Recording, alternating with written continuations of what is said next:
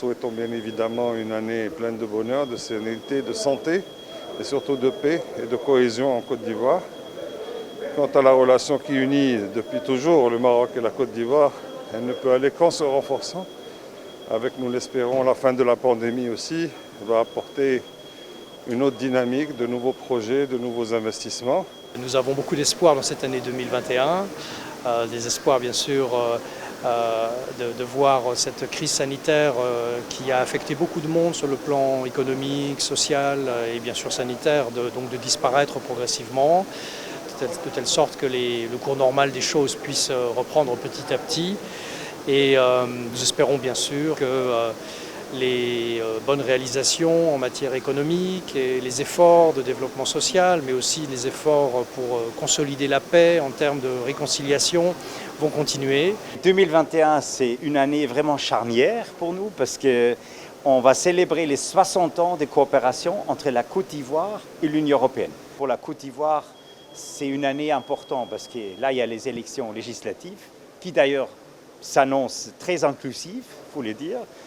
Et aussi l'année où j'espère qu'on va tous sortir de la pandémie. Mes félicitations à la Côte d'Ivoire qui a pu maintenir une croissance de plus que 2%. Je crois que c'est extraordinaire. Mais nous, en tant que partenaires, on va continuer à accompagner la Côte d'Ivoire. 2021, c'est d'abord pour la Côte d'Ivoire le retour à la sérénité, à la stabilité qui va permettre de mettre en œuvre des programmes ambitieux dans le domaine économique, social et d'infrastructure.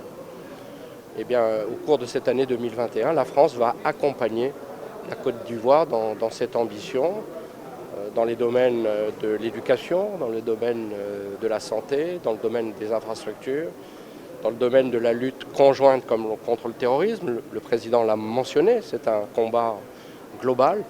Vous savez que la France est présente sur ce terrain du Sahel, avec la Côte d'Ivoire, avec les pays du G5 Sahel, et on va continuer ensemble ce travail. Je voudrais, au nom du gouvernement du Mali, son président, du peuple malien tout entier, exprimer notre reconnaissance à la Côte d'Ivoire, au président de la République Alassane Ouattara, pour le soutien constant dans la lutte contre le terrorisme. Et je voudrais m'incliner pieusement devant la mémoire des soldats ivoiriens tombés sur le sol malien pour la paix entre les peuples, l'amitié entre les peuples. J'ai en grande confiance en le président et on est prêt en tant que Banque africaine de développement de le soutenir, de commencer les œuvres transformatives pour le pays. On reste prêt pour soutenir le pays.